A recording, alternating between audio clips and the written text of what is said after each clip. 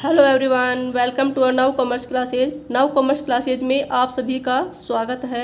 मैं मिथिलेश यादव आपको जो इनकम टैक्स की हमारा जो सेक्शन हमारा जो चल रहा है उसको आगे कंटिन्यू करते हुए मैं आपको जो इनकम टैक्स के कुछ जो नेक्स्ट जो हमारा टॉपिक है उसको हम आज डिस्कस करेंगे। ओके फ्रेंड्स, इसके लिए हमारा जो टॉपिक का नाम है वो सम इम्पोर्टेंट डेफिनेशन। कुछ हमारी जो इम्पोर्टेंट डेफिनेशन है उससे संबंधित जो हमारे एग्जाम्स में क्वेश्चन पुटअप किए जाते हैं उसके सेक्शन से संबंधित या वो क्या होती है उसकी मीनिंग से संबंधित, तो उसको हम आज क्या करेंगे आपके साथ डिस्कस करेंगे। तो इसमें फर्स्ट जो डेफिनेशन है वो है पर्सन यानी व्यक्ति। व्यक्ति क्या होते हैं, ये व्यक्ति में कौन कौन शामिल किया जाता है। तो इसके अंदर ये अंडर सेक्शन है 231।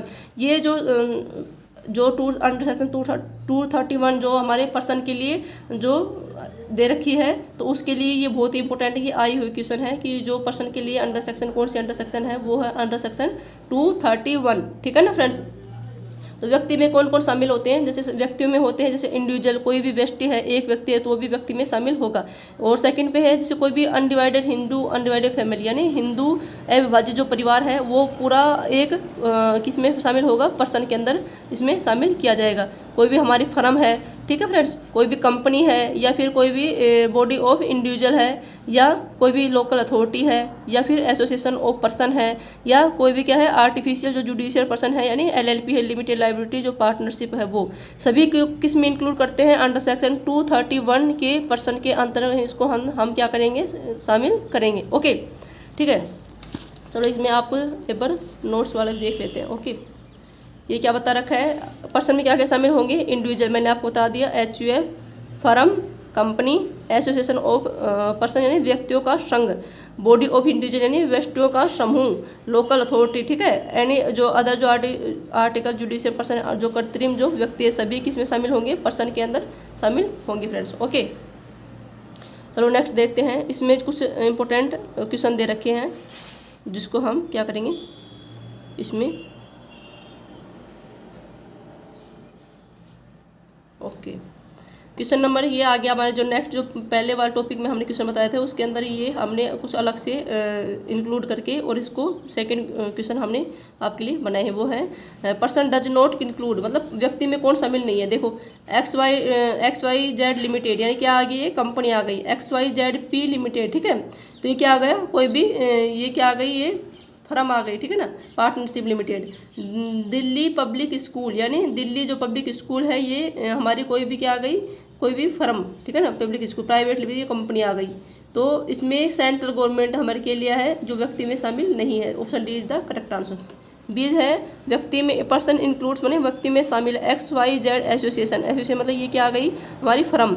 एक्स इंटरप्राइजेज यानी ये क्या है हमारी एक्स इंटरप्राइजेज, ये है इंडिविजुअल। आर लिमिटेड, ठीक है, आर लिमिटेड है या ऑल ऑफ द अबव, तो व्यक्ति में ये सभी शामिल है। Option D is the correct answer. Question number 18, question number 18 क्या है, ये नॉर्मल पर्सन है फ्रेंड्स, लेकिन नॉर्मल भी कभी कभी हमें आते नहीं है जब हम अच्छे से इसको डीप में डिस्कस नहीं करेंगे जब, ठीक है ना, कॉन्सेप्ट अच्छे समझना बहुत ही इंपॉर्टेंट है। जो article AOP is the consent, AOP में खालिस्तान को शामिल किया जाता है। AOP यानी association of person, association of person में किसको शामिल किया जाता है, ओनली इंडिविजुअल को या any person other than individual यानी केवल व्यक्ति को या व्यक्ति के अतिरिक्त कोई भी व्यक्ति को, दोनों को इसमें क्या करेंगे फ्रेंड्स, दोनों को, व्यक्ति यानी एक व्यक्ति को या व्यक्तियों के समूह, दोनों को आर्टिकल ये AOP में हम शामिल करेंगे, ठीक है, एसोसिएशन ऑफ पर्सन में व्यक्तियों का क्या है, संघ, समूह। क्वेश्चन नंबर 19 क्या है, क्वेश्चन नंबर 19 है बॉडी ऑफ इंडिविजुअल कंस्टेंट, मतलब किसमें क्या क्या शामिल किया जाता है, ओनली इंडिविजुअल। देखो बॉडी ऑफ इंडिविजुअल इसमें नाम से पता चल जाए, इंडिविजुअल यानी ओनली फॉर इंडिविजुअल, इसमें A is the correct answer. लेकिन फिर भी ऑप्शन देख लेते हैं, any person other than individual not, both A and B not, none of the above नहीं, option number A is the correct answer. Okay body of association है उसके अंदर व्यक्ति और व्यक्तियों का जो समूह है उसके लिए दोनों को हम शामिल करेंगे, ठीक है ना, एसोसिएशन ऑफ पर्सन में। लेकिन बॉडी ऑफ इंडिविजुअल है, इस इंडिविजुअल यानी एक को शामिल करें, only for individual, only for individual यानी ए इज द करेक्ट आंसर, ठीक है friends. Question number 20, question number 20 क्या बता रखा है, ये हमें दे रखा है मैचिंग करना, क्या करना है, मैचिंग। तो इसको थोड़ा सेट कर लेते हैं। ओके मैचिंग द फॉलोइंग से इंडिविजुअल है, कंपनी है, फर्म है, लोकल अथॉरिटी। देखो इंडिविजुअल किसी का नाम यानी SR इंटरप्राइज, ये क्या है, कोई भी इंडिविजुअल है। ओके। सेकंड है कंपनी यानी रिलायंस लिमिटेड। रिलायंस लिमिटेड क्या है, एक कंपनी है, उससे हम मैच कर देंगे। ये क्वेश्चन आया हुआ है UGC नेट के अंदर, ठीक है ना। थर्ड नंबर है फर्म क्या है इसमें बताओ आप।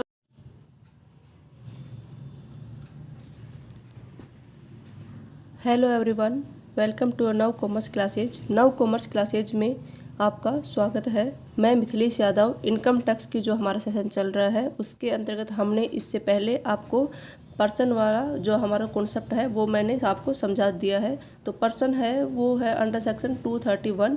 इस पे हमने इंडिविजुअल को, HUF को, बॉडी ऑफ इंडिविजुअल को, एसोसिएशन ऑफ पर्सन AOP को और जुडिशियल आर्टिफिशियल जो पर्सन है उसको हमने इंक्लूड किया है। आगे हम आपको आज SSC को कॉन्सेप्ट वाला क्लियर कराने जा रहे हैं। उसके लिए अंडर सेक्शन 27 को हमने ये अंडर सेक्शन हमारे धारा ये हमें मेंशन कर रखी है।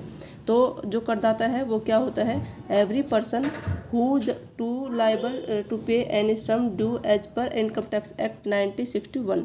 जो 1961 के एक्ट के अनुसार, इनकम टैक्स एक्ट के अनुसार जो हमारे टैक्स चुकाने के लिए लाइबल है वो प्रत्येक व्यक्ति को हम क्या बोलते हैं, उसको हम SSC कहते हैं, ठीक है ना। SSC कहलाता है वो। SSC में किस किस को शामिल किया जाता है, तो SSC में हम 3 चीज़ को इसमें मेंशन कर रखा है कि डीम टू बी SSC यानी माना गया करदाता। माना गया जो डीम टू बी SSC है, माना गया जो करदाता है उसको हम SSC के अंतर हम शामिल करते हैं। सेकंड हमारा है वो है deem to be SSC is the default यानी जो दोषी जो करदाता है उसको हम SSC में इंक्लूड करते हैं। थर्ड हमारा कौन है, any legal processing has the initiate यानी कि जो प्रारंभ हो चुकी कोई भी लीगल प्रोसेसिंग है उसके अंतर्गत जो SSC आता है उसको भी हम अंडर सेक्शन 27 के अंतर्गत SSC में इंक्लूड करते हैं, ठीक है फ्रेंड्स। न्यू आगे हम क्या पढ़ते हैं, आगे हमारा एक क्वेश्चन हमने इसमें मेंशन किया है उसको हम समझने की कोशिश करते हैं। ये आया हुआ क्वेश्चन है UGC नेट 2020 के अंदर, ठीक है ना। क्वेश्चन नंबर 21 है, इसमें which of the following statement is true, निम्न में से कौन सा कथन सत्य है। ऑप्शन ए है every person is an SSC यानी प्रत्येक जो व्यक्ति है वो करदाता है। सेकंड ऑप्शन है every SSC is a person यानी प्रत्येक जो करदाता है वो एक पर्सन है। सी ऑप्शन है बोथ A एंड B यानी A या B दोनों, ठीक है। फोर्थ ऑप्शन है नन ऑफ द अबाउ। तो फ्रेंड्स इसमें क्या हमने बताया है कि जो हमारा जो SSC है वो प्रत्येक व्यक्ति SSC है, नहीं ये हो ही नहीं सकता। जैसे प्रत्येक जो बच्चा होता है तो वो टैक्स पे के लिए लायबल नहीं होता है तो उसको हम SSC नहीं मानेंगे फ्रेंड, ठीक है ना। तो इसके अंतर्गत जो फर्स्ट वाला ऑप्शन है वो क्या है, रॉन्ग ऑप्शन है। सेकंड है every SSC is a person यानी जो प्रत्येक जो करदाता है, प्रत्येक जो SSC होगा कर चुकाने के लिए जो लायबल होगा वो क्या होगा, एक पर्सन होगा। कोई एनिमल या कुछ पर्सन के अदर कोई उसका टैक्स का लायबल पे करने के लिए वो जिम्मेदार नहीं है। तो जो SSC होगा प्रत्येक वो क्या होगा, एक पर्सन होगा। B is the correct answer. आगे हम पढ़ते हैं असेसमेंट ईयर। असेसमेंट ईयर में यानी कर निर्धारण वर्ष अंडर सेक्शन 29 के अंतर्गत हम असेसमेंट ईयर को डिफाइन कर रखा है। तो इसकी डेफिनेशन क्या है कि a period of the 12 month which commences for first day of April every year is now assessment year.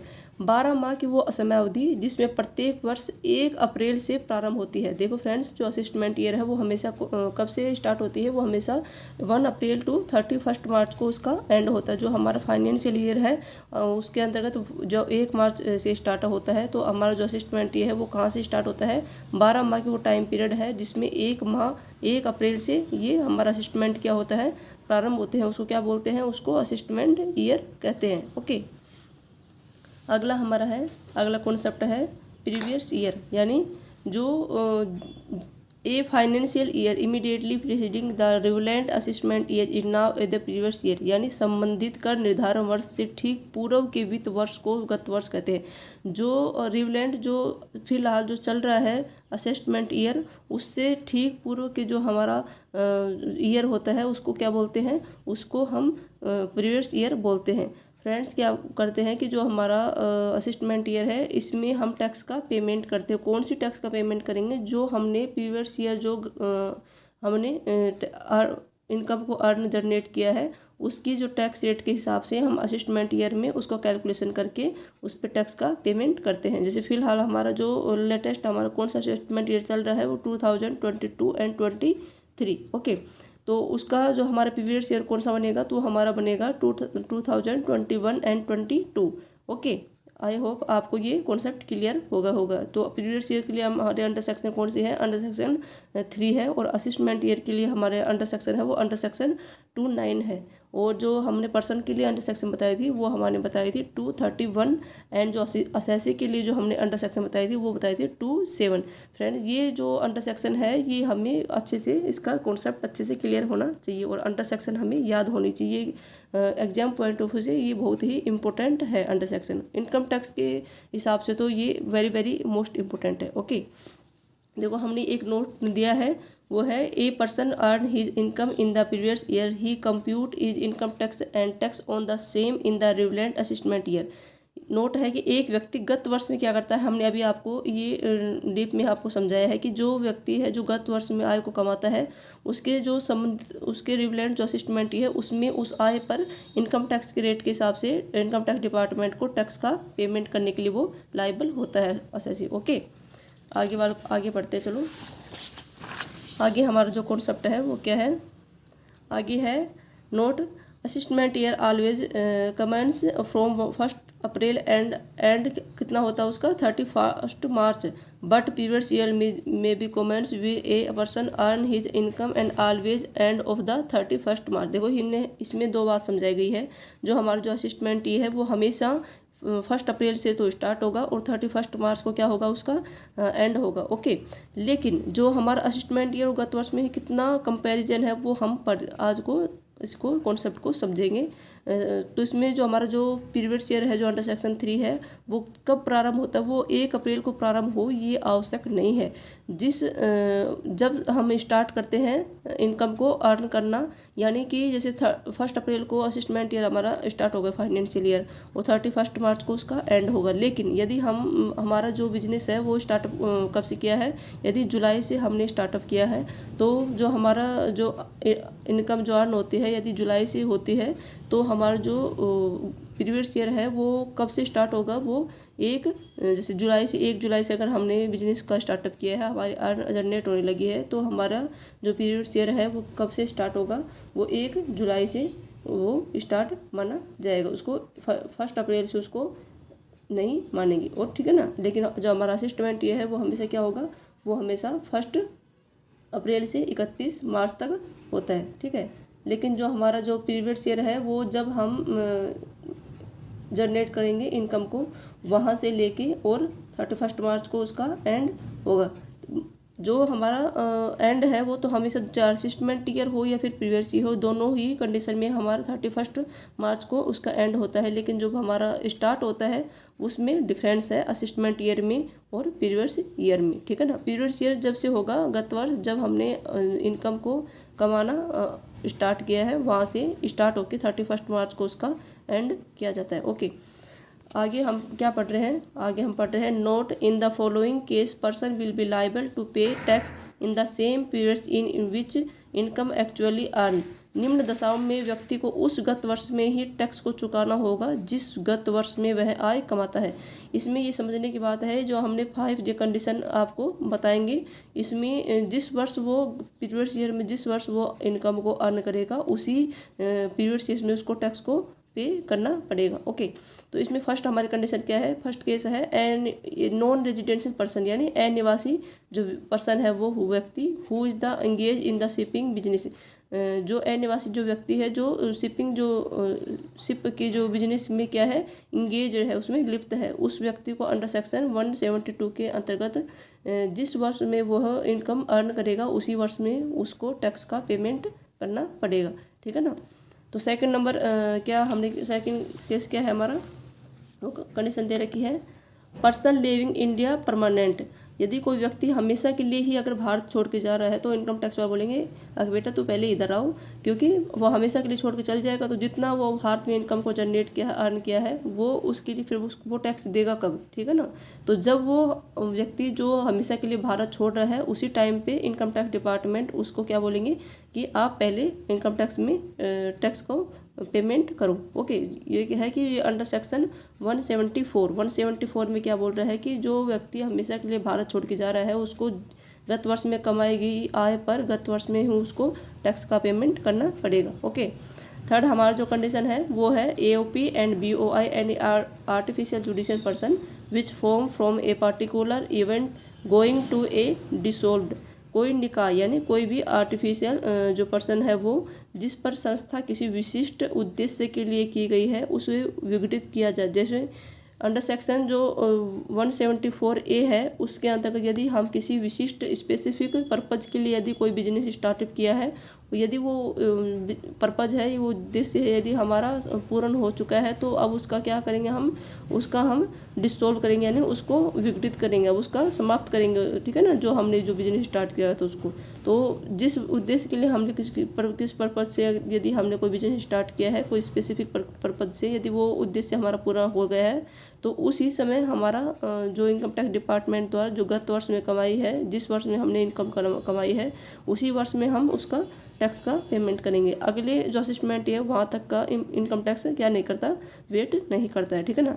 तो ये अंडर सेक्शन ये भी हमें याद रखनी है कि ये 174A में क्या है कि कोई स्पेसिफिक पर्टिकुलर या स्पेसिफिक कोई भी पर्टिकुलर इवेंट के लिए यदि हमने कोई भी बिजनेस को स्टार्ट किया है तो उसका जो विघटित है यदि उसी समय में होता है तो हमें गत वर्ष में कमाई गई इनकम पर गत वर्ष में ही हमें टैक्स का पेमेंट करना पड़ेगा। ओके, 4 हमारा जो है कंडीशन वो है person likely to transfer his property for the purpose of tax avoidance, कोई व्यक्ति कर बचाने के उद्देश्य से संपत्ति का अगर हस्तांतरण कर रहा है। देखो कोई जो पर्सन है वो अगर हमारा अगर ज़्यादा प्रॉपर्टी है तो अगर हम उस पर ज़्यादा टैक्स लगेगा ज़्यादा इनकम होने पर, तो हमारी जो टैक्स को बचाने के उद्देश्य से हमारा जो इनकम है उसका कुछ पार्ट यदि हम किसी को हस्तांतरण कर देते, ठीक है, उसका ट्रांसफ़र कर देते हैं तो उस उद्देश्य से पहले ही इनकम टैक्स को ये है कि इनकम टैक्स वो ऐसे बोलेगा भाई अंडर सेक्शन 175 में कि आप पहले जो जिस वर्ष में वो संपत्ति पर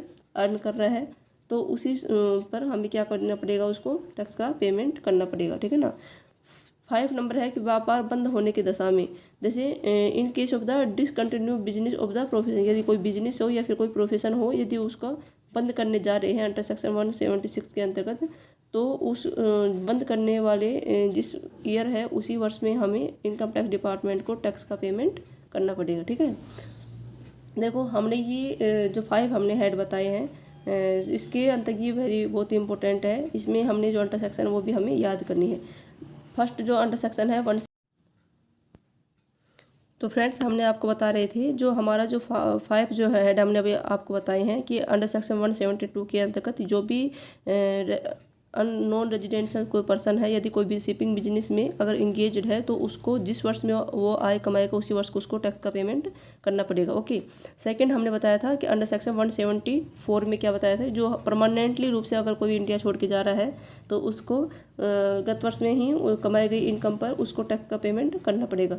थर्ड हमने जो पॉइंट बताया था वो बताया था 174A, इसमें क्या बताया था कोई भी स्पेसिफिक पर्पज के लिए अगर हमने कोई भी स्थापित किया है कोई भी क्या जैसे AOP BOI या फिर कोई भी आर्टिफिशियल जो जुडिशियल जो पर्सन है अगर कोई हमने संस्था या निकाय यदि हमने कोई स्पेशल पर्पज के लिए स्पेसिफिक पर्पज के लिए अगर स्थापित किया है तो उसको वो पर्पज पूरा होने पर यदि उसको विघटित कर डिसॉल्व करेंगे तो उसको उसी वर्ष में कर का भुगतान करना पड़ेगा। फोर्थ हमने बताया था अंडर सेक्शन 175 में यदि कर के बचाने के लिए अगर हम कोई भी संपत्ति का हस्तांतरण करते हैं तो उस केस में भी हमें गत वर्ष में ही टैक्स का पेमेंट करना पड़ेगा। 5 हेड हमने बताया था कि वो अंडर सेक्शन 176 कि यदि कोई भी बिजनेस है यदि वो बंद होने के कगार पे है या फिर बंद होने वाला है तो इनकम टैक्स डिपार्टमेंट को गत वर्ष में कमाई गई इनकम पर प्रीवियस ईयर में हमें क्या करना पड़ेगा, टैक्स का पेमेंट करना पड़ेगा। ओके, आई होप कि ये जो 5 ऐड है ये बहुत ही इम्पोर्टेंट है और इसको आपको अच्छे से याद करना है।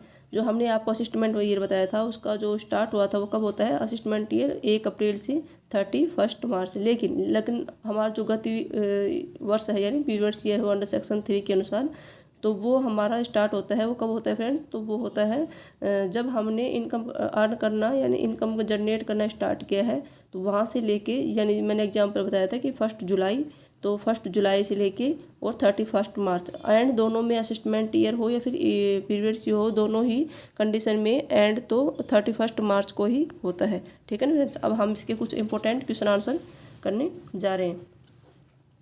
क्वेश्चन नंबर 22, इसको हमने सीरियल से कर रखा है, तो इसका पार्ट अलग अलग के हिसाब से हमने इसके क्वेश्चन आंसर बनाए गए हैं।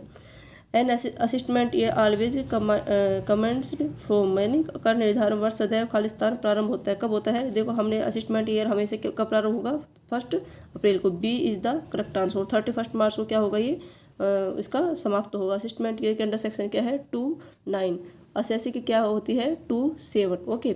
और पीरियड्स ईयर की क्या होती है? Under section 3। और असिस्टमेंट जो ईयर है उसकी हमने आपको बताया दी 2(9). और यदि पर्सन की पूछ ले तो उसके लिए धारा क्या होती है? 231। ओके। ये हमें बार बार में रिकॉल करने पे हमें प्रैक्टिस में जितनी होगी उतना ही हमें याद होती चली जाएगी। ठीक है ना। क्वेश्चन नंबर 23 है, an assessment year always end, यानी असिस्टमेंट हमेशा कब ऑलवेज कब उसका एंड होता है? वो होता है 31 मार्च। B is the correct answer. ठीक है ना, 31 मार्च। Okay. Question number 24, a periods year commenced for, यानी एक गत वर्ष प्रारंभ कब होगा? 1 जनवरी। ऑप्शन बी है 1 अप्रैल। Any day in the financial year when person start his earn, जब व्यक्ति कमाना क्या करेगा? प्रारंभ करेगा। हमने बताया था, जो एग्जाम्पल दिया था आपको 1 जुलाई वाला, तो option D is the correct answer. 4 क्या है? Is the normal case when the person a liable to pay his the income tax, यानी सामान्य दशाओं में एक व्यक्ति कब आयकर चुकाने के लिए दायी होता है, जब इनकम टैक्स पे कब करेगा? वो हमेशा क्या करेगा? असिस्टमेंट ईयर में। ठीक है ना, तो B is the correct answer.